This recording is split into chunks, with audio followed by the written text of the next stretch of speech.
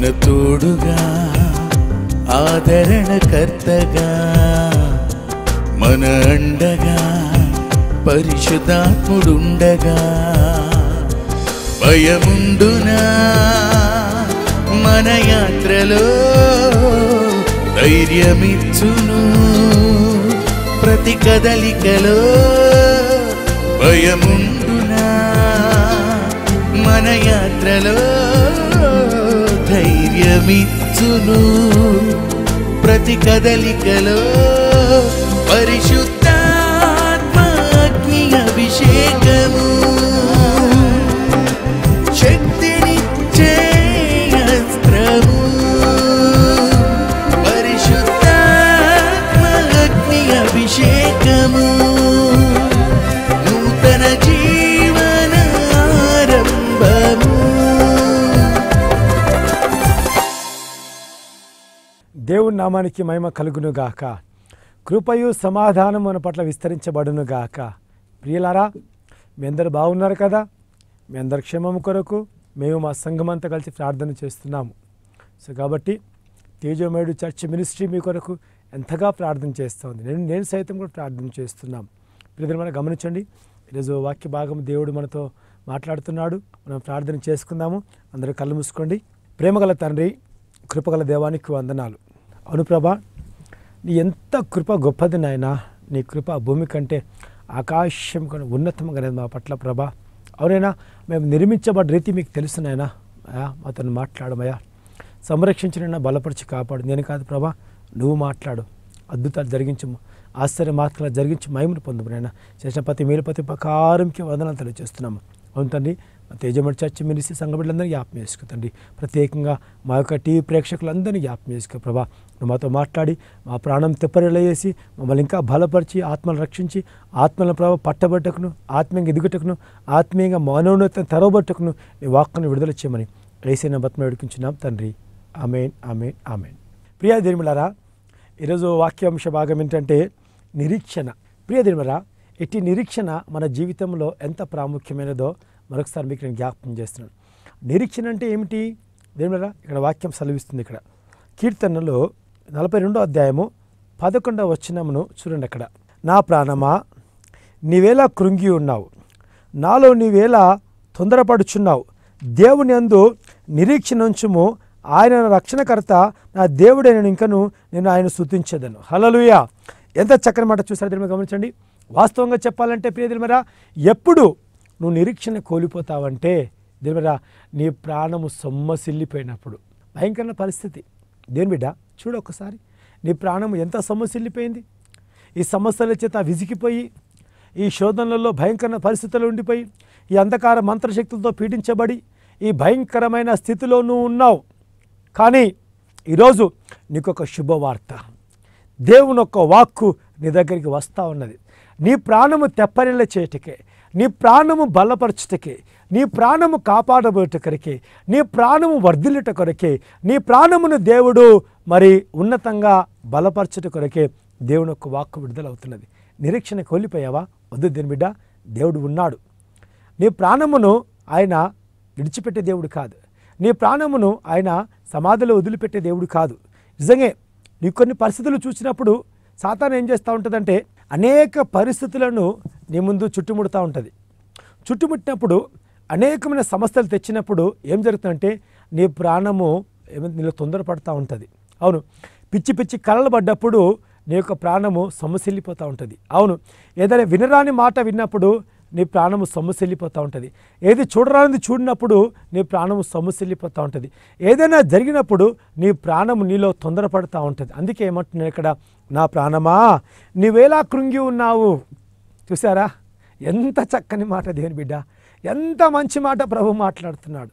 దేవుని బిడ్డారా, నా ప్రాణమా నీవేలా కృంగి ఉన్నావు, నాలో నీవేలా తొందరపడుచున్నావు. నీ ప్రాణము చాలా తొందరపడుతుందని ప్రభు మాట్లాడుతున్నాడు. అవును, ఎంత ప్రాణం తొందరపడుతుందంటే, నిద్ర రాకనే ప్రాణం తొందరపడుతూ ఉన్నది. దేవుని బిడ్డ, పరిస్థితులను చూసినప్పుడు ప్రాణం తొందరపడుతున్నది. అందుకే బైబిల్లో ఒక మాట ఉంది.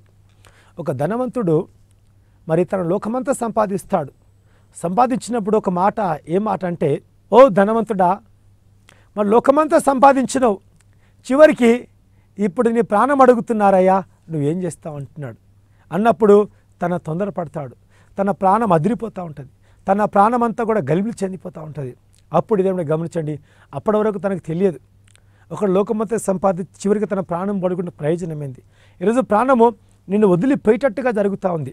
అందుకే వారి ప్రాణం కాపాడుకోవడానికి చాలామంది గ్లూకోజ్ బాటిల్స్ ఎక్కిస్తూ ఉంటారు, ఇంకా ఏమేమో చేస్తూ ఉంటారు. వాస్తవంగా న్యాచురల్గా దేవుడే నీ ప్రాణమును బలపరచాల. నా ప్రాణమా నీవేలా కృంగి ఉన్నావు, నాలో నీవేలా తొందరపడుచున్నావు, నీ ప్రాణం తొందరపడనీయకు, దానికి చెప్పు, ఓ నా ప్రాణమా ఆయన చేసిన ఉపకారం దేనిని మరవకు. నీ ప్రాణానికి చెప్పు, అద్భుతాలు చెప్పు, దేవుని శక్తి గురించి చెప్పు, దేవుని కార్యములను చెప్పు, దేవుని యొక్క గుణ లక్షణాల గురించి చెప్పు. అనగా చెప్పంటే ఏం చేయాలా? నువ్వు ధ్యానించాలా. ఏం ధ్యానించాలా? ఎప్పుడు కూడా నువ్వు అద్భుతాలు ధ్యానించాలా, నువ్వు మేలు ధ్యానించాలా, స్వస్థతలు ధ్యానించాలా, దేవుని జీవితంలో ఏమేమి చేశాడో స్టార్టింగ్ నుంచి కూడా నువ్వన్నీ జ్ఞాపకం చేసుకోవాలి. అన్నీ జ్ఞాపకం చేసుకున్నప్పుడు నీలో ఉన్న ప్రాణము ఉప్పొంగుతూ ఉంటుంది, నీలో ఉన్న ప్రాణము బలపడుతూ ఉంటుంది, నీలో ఉన్న ప్రాణము దేవునిని గణపరుస్తూ ఉంటుంది. చాలామంది అన్నీ మర్చిపోతారు. ఎప్పుడు నీ ప్రాణం నీలో కృంగిపోతుంది, ఎప్పుడు నీ ప్రాణం ఇలా తొందరపడుతుందంటే దేవుడు చేసిన మేళాన్ని మర్చిపోయినప్పుడు, దేవుడు చేసిన అద్భుతాలను మర్చిపోయినప్పుడు, దేవుడు ఇచ్చిన ఆశీర్వాదాలను మర్చిపోయినప్పుడు, దేవుడు కాపుదల మర్చిపోయినప్పుడు, సమస్తం మర్చిపోయినప్పుడు, ఎప్పుడైతే నువ్వు చింతిస్తూ ఉంటావో అప్పుడు నీ ప్రాణం నీలో తొందరపడుతూ ఉంటుంది, కృంగిపోతూ ఉంటుంది. జాగ్రత్త దేవుడా, నీ ప్రాణమునకు ఈరోజు సవాలు విసురుతున్నాను.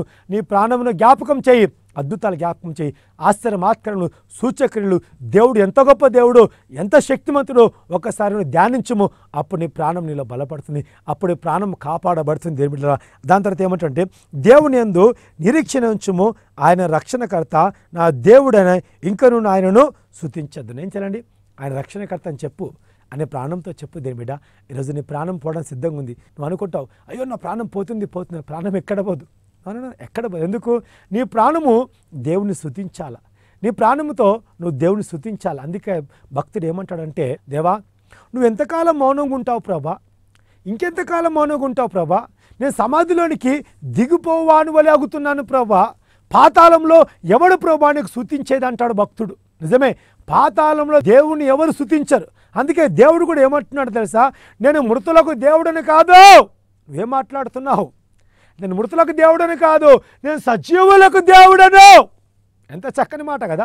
నిజమే, మన దేవుడు సర్వశక్తిమంతుడు, మృత్యుంజయుడు, మన కొరకు ప్రాణం పెట్టి తిరిగి లేచిన దేవుడు. ఏమంటున్నాడు?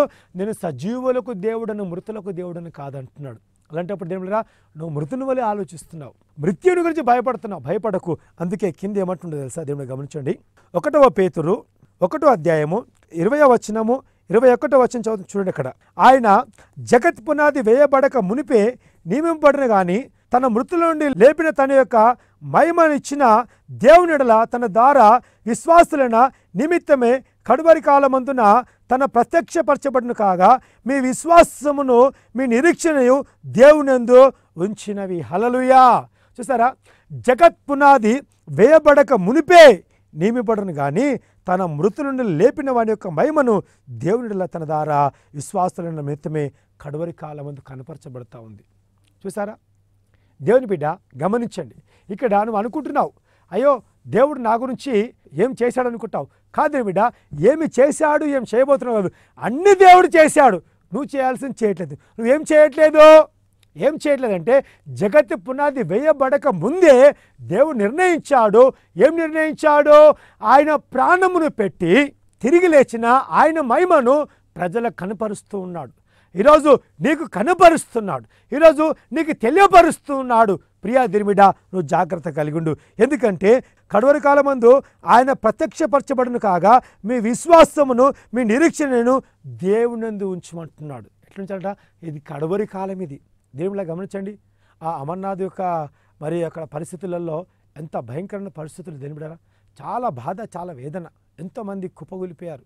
దేవుళ్ళారా, ఈరోజు ఇంకా ఎక్కడెక్కడో భూకంపాలు వస్తున్నాయి, ఎక్కడెక్కడనో మరి యుద్ధాలు జరుగుతున్నాయి, ఇంకా అనేక ప్రాంతాలలో జనం మీదకి జనం వస్తూ ఉన్నారు.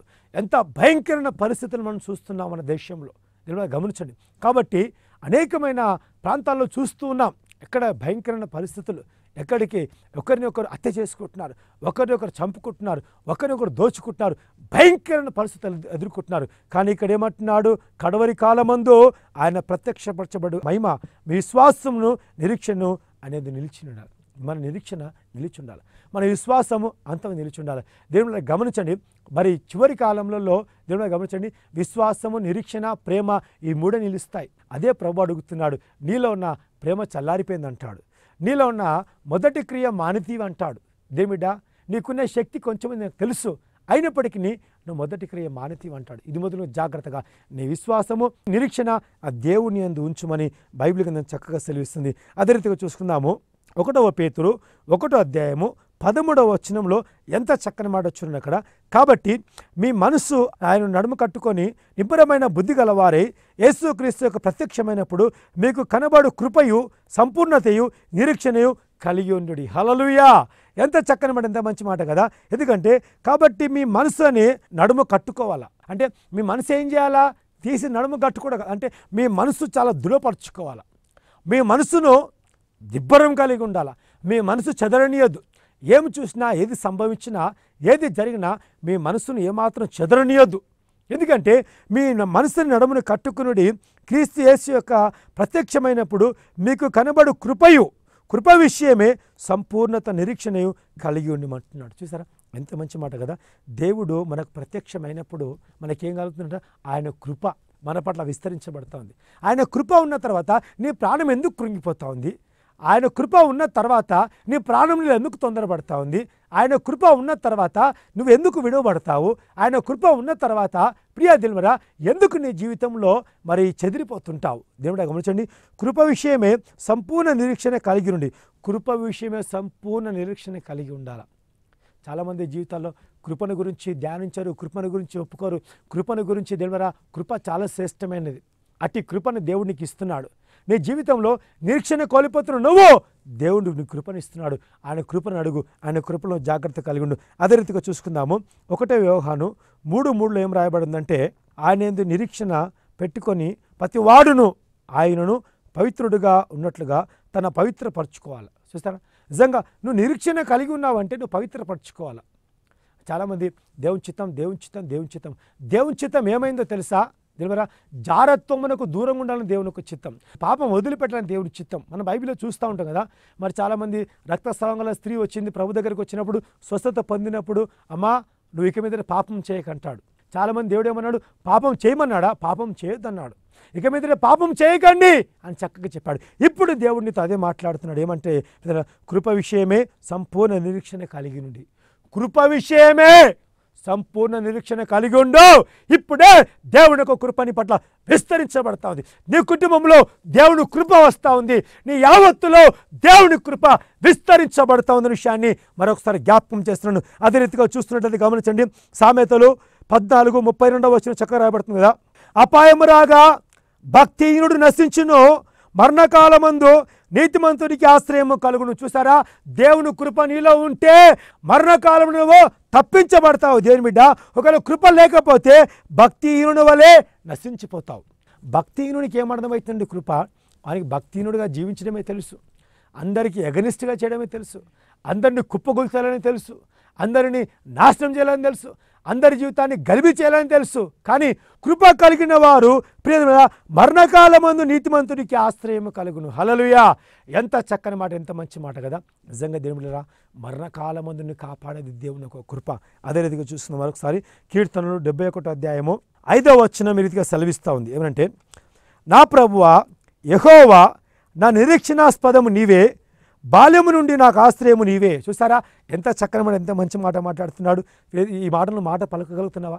ఈ మాట నువ్వు అనగలుగుతున్నావా? దేవుడా, అంత ధైర్యం ఉన్నదా? అంత సత్తా ఉన్నదా? అంత రోషం ఉన్నదా? అంత పట్టుదల ఉన్నదా ఈ మాట అనడానికి? నీ గుండెలో దేవుడా ఈ మాటను ఉంచుకుంటున్నావా? ఈ మాటను ధ్యానిస్తున్నావా? ఏమంటున్నాడు? నా ప్రభువా యెహోవా నా రక్షణాస్పదము నీవే, బాల్యం నుండి నా ఆశ్రయ దుర్గము నీవే. చూసారా, ఎవరండి ఆశ్రయ దుర్గం నీకు? ఎవరు అనుకుంటారు? అవును, వాళ్ళని నమ్ముకున్నా, వీళ్ళని నమ్ముకున్నా, అడ్జస్ట్ ఎవరు నమ్ముకున్న అవసరం లేదు. నువ్వు దేవుని నందు ఆశ్రయించేది ఏమిటా? ఎందుకంటే మన దేవుడే మనకు నిరీక్షణాస్పదమైనాడు. అప్పుడే స్పందిస్తాడు. అప్పుడే ఆయన స్పందించి నీ దగ్గరికి వస్తాడనే విషయాన్ని జ్ఞాపకం. బాల్యం నుంచి దేవుడవు నీవే అంటున్నాడు. ఎంత చక్కని మాట, ఎంత మంచి మాట చూస్తున్నా దేవుడా. ఇంకొక మాట జ్ఞాపకం చేసి గమనించండి. కొలసీలు రాసిన పత్రిక 1:5 చక్కని మాట రాయబడింది ఇక్కడ. మీ ఎదుకు వచ్చిన సువార్త సత్యమును గురించి బోధ వలన ఈ నిరీక్షణ గురించి మీరు ఇంతకుముందే వింటిరి. చూసారా ఎంత మంచి మాట మాట్లాడుతున్నాయి ఇక్కడ కదా.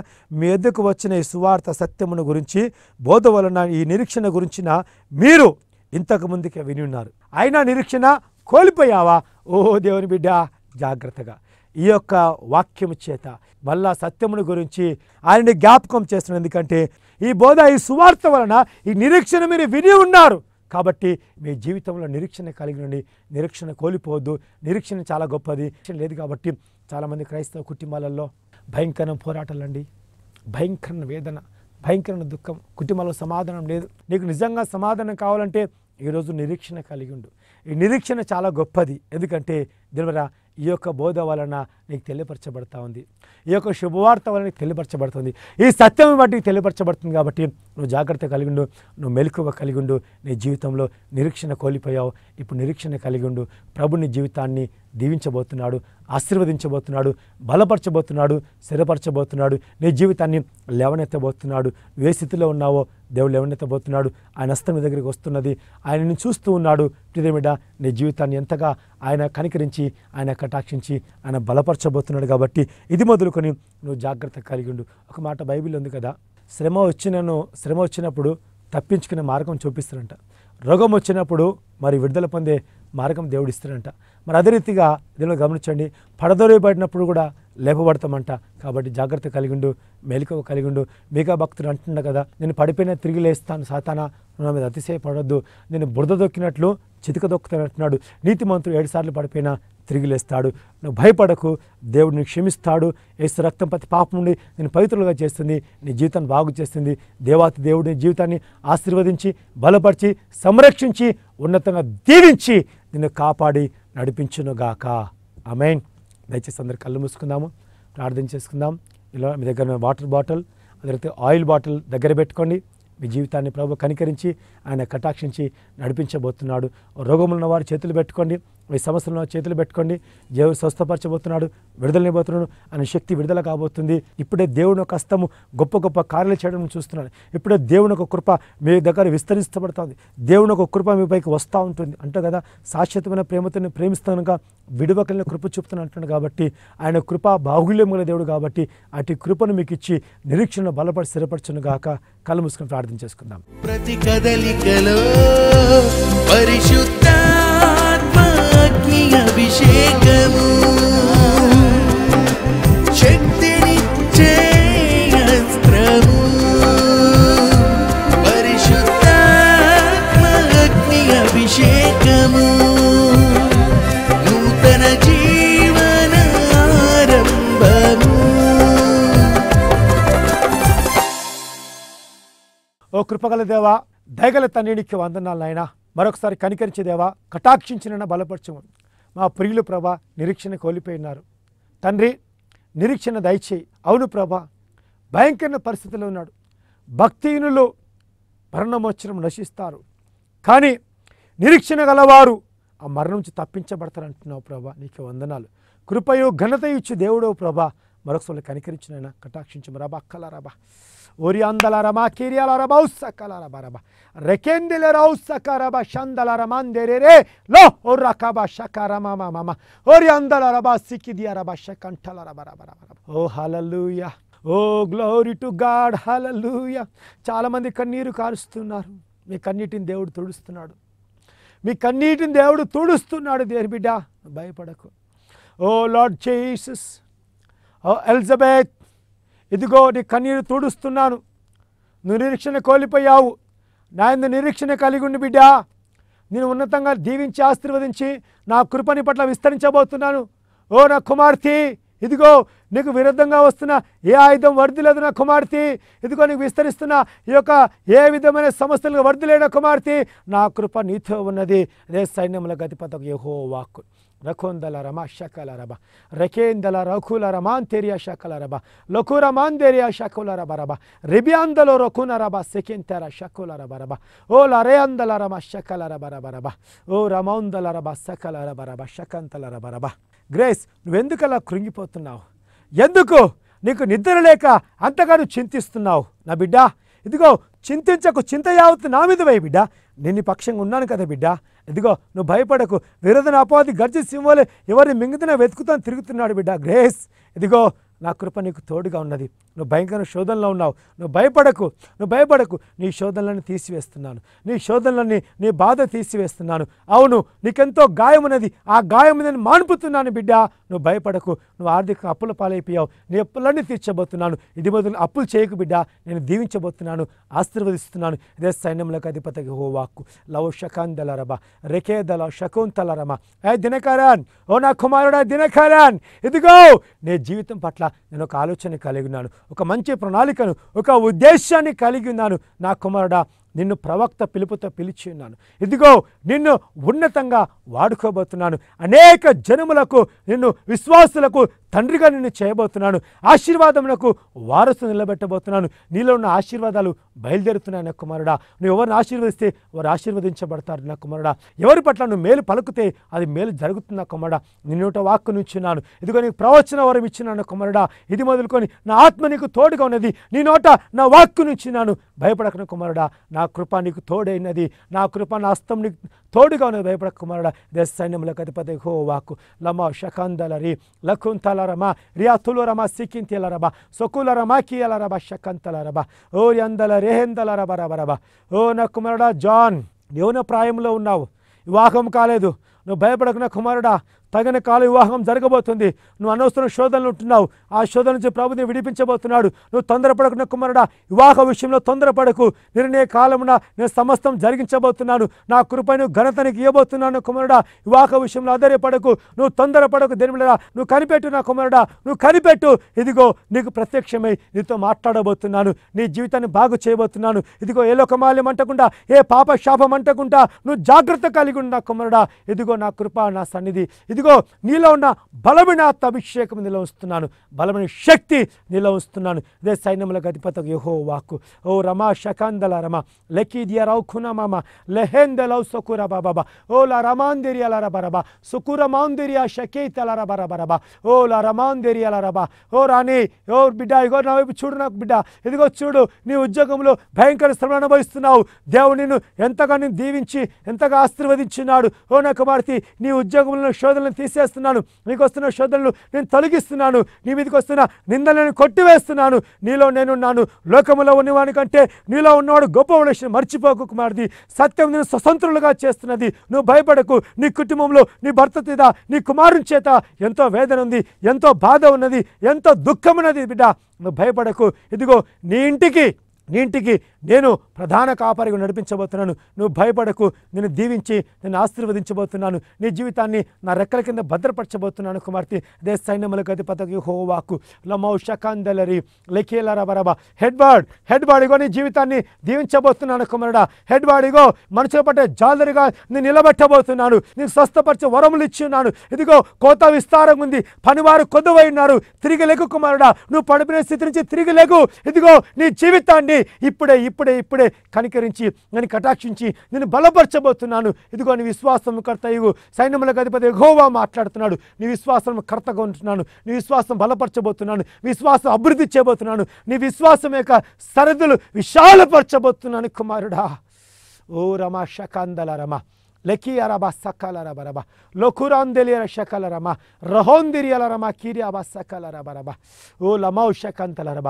తండ్రి బిడ్డను అభిషేకించి ఆశ్రయించు. దేశ సైన్యంలో అధిపతి యెహోవాకు ఓ దేవా బిడ్డను అభిషేకించు ప్రభా. ప్రేక్షకులందరినీ దీవించి ఆశీర్వదించుము, నీ కృపలో భద్రపరచము. సర్వోన్నత సర్వశక్తిమంతుడా, రాజులకు రాజా, ప్రభుల ప్రభానికి వందనాలు తెలియజేస్తున్నాను. మరి ప్రత్యేకంగా తేజమడి చర్చి మినిస్ట్రీని జ్ఞాపకం చేసుకో, సంఘ సభ్యులను జ్ఞాపకం చేసుకో, నన్ను కుటుంబాన్ని జ్ఞాపకం చేసుకో ప్రభా. నిండుగా దీవించి ఆశీర్వదించమని, ఇక్కడ ప్రతి ఒక్కరిని ప్రభాను దీవించి ఆశీర్వదించి మహిమను పొందమని, అనేక ఆత్మలు పట్టబట్టకు, అనేక ఆత్మలు రక్షించబడ్డ కొరకు, అనేక ఆత్మలు బలపడ్డ కొరకే ఈ ప్రోగ్రామ్ను ప్రభా నువ్వు బలపరిచి నీ కృపలో కొనసాగిస్తున్న తెలియజేస్తూ యేసుని బతిమాడుకుంటున్నాం తండ్రి. ఆమేన్ ఆమేన్. దేవుడు నామానికి మహిమ కలుగును గాక. ప్రియదేవరా, మీ అందరూ కూడా ఎంతోమంది కాల్ చేస్తున్నారు. చాలా సంతోషం, చాలా ఆనందము. ఈ ప్రోగ్రాం కొనసాగాలంటే భారభరితమైనది. ఇంకా రాబోయే దినాలలో ఇంకా ప్రతిరోజు కూడా ఈ ప్రోగ్రాం తీసుకెళ్లాలని ఆశపడుతున్నాము. కాబట్టి దయచేసి మీరు కూడా మీ ఆర్థిక సహాయాన్ని కేవలం మాకు ఎంత పంపొద్దండి, కేవలం 500 రూపాయలు పంపండి. దేవుడు మిమ్మల్ని మీ కుటుంబాన్ని దీవించబోతున్నాడు. దేవుడు నిజంగా మీరు పంపిన ఒక్కొక్క పైసా కూడా ప్రభు కొరకు మరి ఎంతగా వాడబడడానికి సువార్త పరిచయం ఎంతో ఉంది. ఎన్నో గ్రామాలు, ఎన్నో రక్షణ ప్రజలు ఉన్నారు. ఎంతోమందికి ఇంకా సువార్త అందేదున్నది. కాబట్టి మీ అందరూ సహకారం అందించండి, మీ అందరూ ప్రార్థించండి. దేవుడు మిమ్మల్ని మీ కుటుంబాన్ని దీవించును గాక. మరి ప్రత్యేకంగా ఈ ప్రోగ్రామ్ స్పాన్సర్ చేసిన సింగరేణి కాలనీ ప్రజలు ఉన్నారు, హైదరాబాద్ వాళ్ళు, వాసులు వారి కొరకు ప్రార్థన చేద్దాము. దేవుడు వారి కుటుంబాన్ని దీవించును గాక. అవును ప్రభా, మరొకసారి ప్రభా ప్రోగ్రామ్ స్పాన్సర్ చేసిన బిడ్డలను నిండుగా నువ్వు దీవించము నాయనా, నువ్వు ఆశీర్వదించి మహిమను పొంది వారు అంతకంతకు వర్ధిల్లుటకు సాయం తెచ్చము. వారి ఒలివ మొక్క వల్ల నాటు ప్రభా ఆశీర్వాదకు వారసులను పెట్టి ఇంకా మెండుగా దీవించి ఆశీర్వదించి మహిమ గంట ప్రభావములు పొందమని అనేకులు ప్రేరేపించబడుతుండగా వారు కూడా దీవించి ఆశీర్వదించమని మరొకసారి మా జీవితం మా సమస్త అధికారానికి అప్పగించుకుంటూ యేసుని బతిమ వేడుకుంటున్నాం తండ్రి. ఆమేన్, ఆమేన్, ఆమేన్. Praise the Lord. దేవుడు అందరూ దీవించి ఆశీర్వదించును గాక. ఆమేన్, ఆమేన్. ఈ కింద స్క్రీన్ మీద కనబడుతున్న నంబర్లకు ఫోన్ చేయండి. అదే రీతిగా తేజోమయుడు చర్చ్ మినిస్ట్రీస్కి మరి ప్రార్థన మందిరానికి ప్రేమతో మిమ్మల్ని ఆహ్వానిస్తున్నాము. రండి. ఈ చుట్టుపక్కల ఉన్న వారందరూ కూడా దయచేసి ప్రతి ఒక్కరు వచ్చి మా ఆరాధనలో మీరు పాలు పంపులు పొందండి. మా ఆరాధన సమయము 10 గంటల నుంచి 1 గంట వరకు ఉదయకాలము, సాయంకాలం కూడా 5:30 నుంచి 8:30 వరకు ఆరాధన సాయంకాలం ఉంటుంది. మన దగ్గర ప్రతి శుక్రవారము ఉపవాస ప్రార్థన ఉంటుంది 3 గంటల నుంచి 5 గంటల వరకు. ప్రతి అమావాస్య రోజు ఆల్నైట్ ప్రార్థన కూడా మా దగ్గర జరపబడుతుంది. మా యొక్క అడ్రస్ తేజమేడు ప్రార్థనా మందిరము, సింగరేణి కాలనీ, చంపాపేట్ రోడ్, సైదాబాద్, హైదరాబాద్. పరిశుద్ధ